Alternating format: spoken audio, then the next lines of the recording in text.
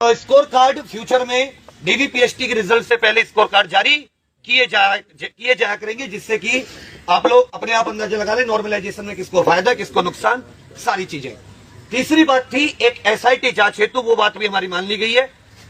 जो अपने डीजी साहब है, चेयरमैन साहब है भर्ती बोर्ड के, वो अनुशंसा कर रहे हैं कि जितने मुकदमे जहां भी उत्तर प्रदेश के किसी भी जिले में लिखे गए उन सबको एक जगह तेज तर्रार जो आईओ होते हैं उनके उसमें देकर उनके निर्देशन में अच्छे से इसकी जांच की जाए और वो जितने हैं उन सबको गैंगस्टर एक्ट में निरुद्ध करके डॉक्यूमेंट्री एविडेंस के तहत कम से कम 8-10 साल के लिए उनको जेल भेजा जाए। तो ये मांग भी हमारी बहुत ही आराम से मानी गई है। बहुत ही प्यार से उन्होंने हमसे लोगों से बात की है और वो चीज वो लोग अभी भर्ती बोर्ड की वेबसाइट पर पब्लिश भी करेंगे। तो ये सब चीजें पब्लिक डोमेन में रहेंगी।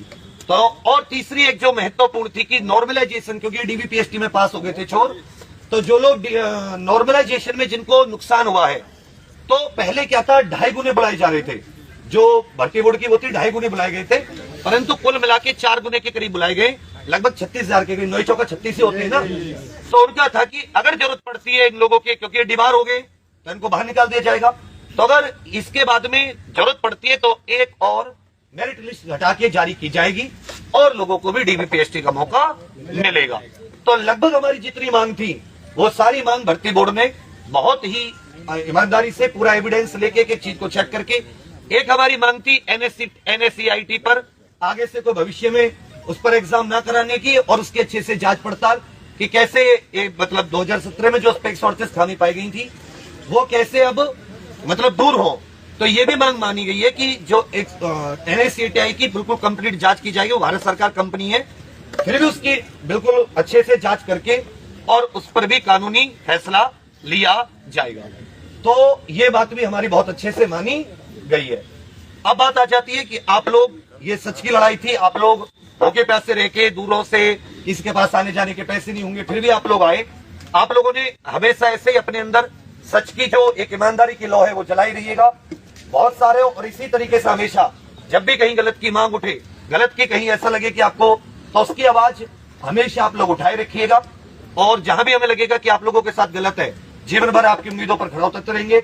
बहुत सारे साथियों ने इसमें सहयोग दिया है, हमने इनके सर की भी टीम आई हुई है और उसके अलावा संदीप सर भी कल से आप लोगों के साथ थे। और भी बहुत सारे लोगों ने, अगर यहाँ पे फिजिकल नहीं पहुंच पाए तो उन लोगों ने ऑनलाइन के माध्यम से इस सच की लड़ाई को जारी रखा, जिसमें आप ही लोगों की इन दी एंड जीत हुई है।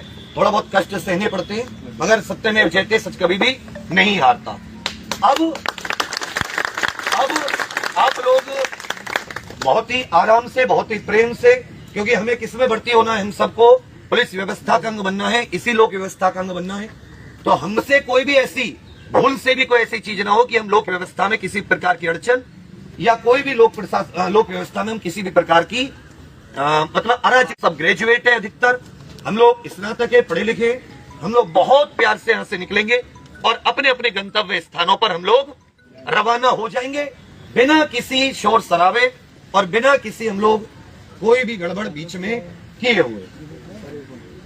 और खैर चलो कोई बात नहीं, तो हम बाद में तोड़ देंगे, पर आप सामने तोड़ेंगे। नहीं कोई बात नहीं, वो इतना प्लान नहीं किया था कि कहाँ तोड़ा जाएगा। बशर्ते आप लोगों ने सोचा कोई बात अगर आपको कहनी हो किसी को तो हमेशा मेहनत। और एक और लास्ट बात, एक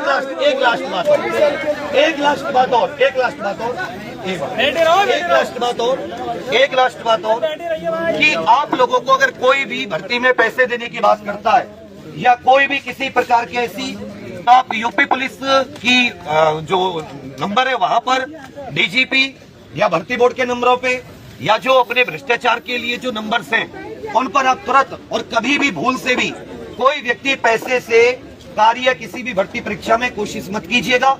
आप लोग पकड़े जाओगे, हो सकता है 1 महीने बाद पकड़े जाएं, लेकिन ये गारंटी है भर्ती मतलब जो सिस्टम है वो आपको पकड़ लेगा। चाहे आप सॉल्वर बिठाएं, चाहे आप स्क्रीन शेयरिंग करके बिठाएं या आप किसी अन्य तरीके से नकल करेंगे, आप पक्के पकड़े जाएंगे और 8-9 साल के लिए पूरे परिवार की जिंदगी आप लोग खराब कर देंगे। तो मेरी बात आप लोगों को समझ आ रही है? भैया यहाँ पे कुछ सवाल करना चाह रहे हैं।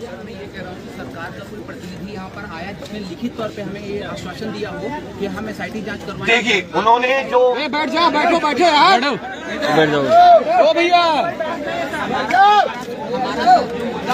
हमारी पहले एसआईटी जांच वो प्रेफरेंस हमारी 30 नंबर पे कर दी गई, क्यों कर दी गई? तीसरे नंबर पे मैंने बताई है वो। मैं ये कह रहा हूँ, आपने बताया ठीक है, आप बताएं एसआईटी जांच हमारी पहली डिमांड पहले बैठ जाइए। भैया आप हमें आज दिखाई दे रहे हैं 4 दिनों से इसी चीज पे बात कर रहे हैं। मेरी बात तो सुन लो आप लोग।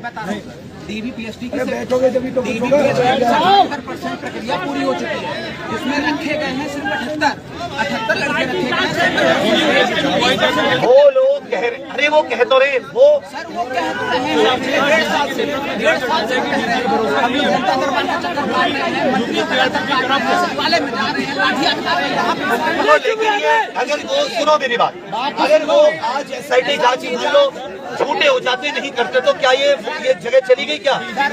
देखो या तो फिर तुम किसी जो तुम्हें लीड कर रहे हो उसकी बात सुना करो, या फिर तुम पहले दिन से आके खुद करा करो। ये गलत बात है आप लोगों की। SIT जांच सबकी हो रही है, क्या बात बोल रहे हैं हम लोग? सर कह रहा हूँ एसआईटी